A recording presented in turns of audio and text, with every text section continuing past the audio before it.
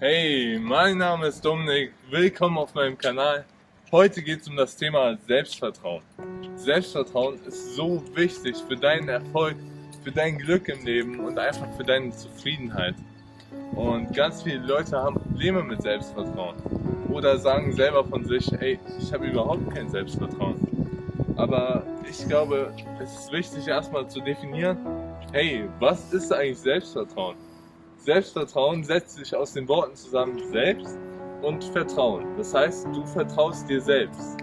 Dafür ist es wichtig, dass du erstmal deine Stärken kennst. Was sind deine Stärken? Was zeichnet dich aus? Was macht dich besonders? Aber es ist auch wichtig, dass du deine Schwächen kennst. Okay? Ganz viele Leute wollen sich gar nicht ihre Schwächen eingestehen oder die versuchen immer nur ihre Schwächen zu verbessern.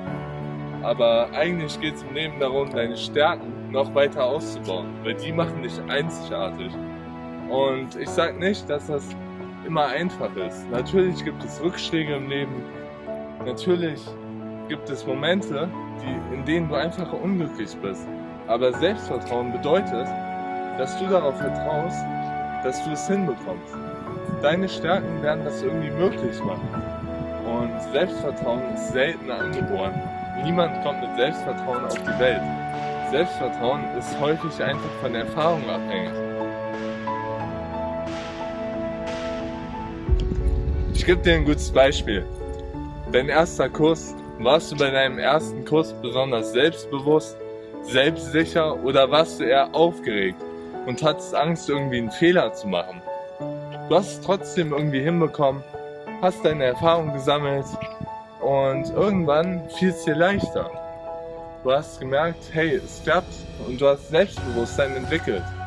Oder erinnerst du dich an deinen ersten Vortrag in der Schule? Vor anderen Leuten zu sprechen war bestimmt nicht einfach für dich und du warst aufgeregt. Vielleicht hast du auch wirklich voll verkackt, hast es nicht geschafft. Aber umso häufiger du dich so einer Situation aussetzt, umso selbstbewusster wirst du.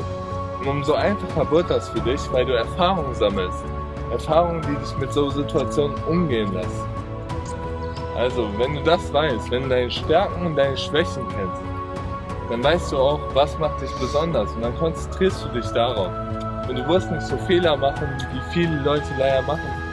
Zum Beispiel auf Social Media. Social Media ist eine coole Sache. Ich mache gerade selber YouTube, weil ich finde es interessant, dass du deine Message so schnell rausbekommen kannst und damit so viele Leute erreichen kannst. Aber Social Media hat auch schlechte Seiten. Beispielsweise, wenn du dich damit immer nur vergleichst und unter Druck setzt. Viele Leute glauben, sie müssten genauso sein wie die Influencer oder sie müssten bestimmte Dinge in ihrem Leben erreichen. Aber das ist nicht so. Es ist wichtig, dass du deine eigenen Ziele definierst, deine eigenen Werte erkennst und dass du diese verfolgst. Mach dich nicht abhängig von der Meinung anderer Leute. Es ist viel wichtiger, dass du glücklich bist. Du brauchst die Erwartungen von niemandem zu erfüllen, außer deiner eigenen.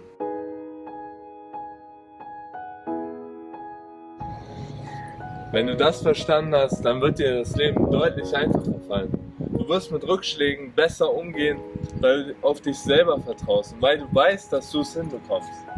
Und ja, mach dir auch klar, am Ende des Lebens bereuen die meisten Leute nur, was sie nicht getan haben, statt die Dinge, die sie getan haben. Ich hoffe, das Video hat dir gefallen. Dein Dominik.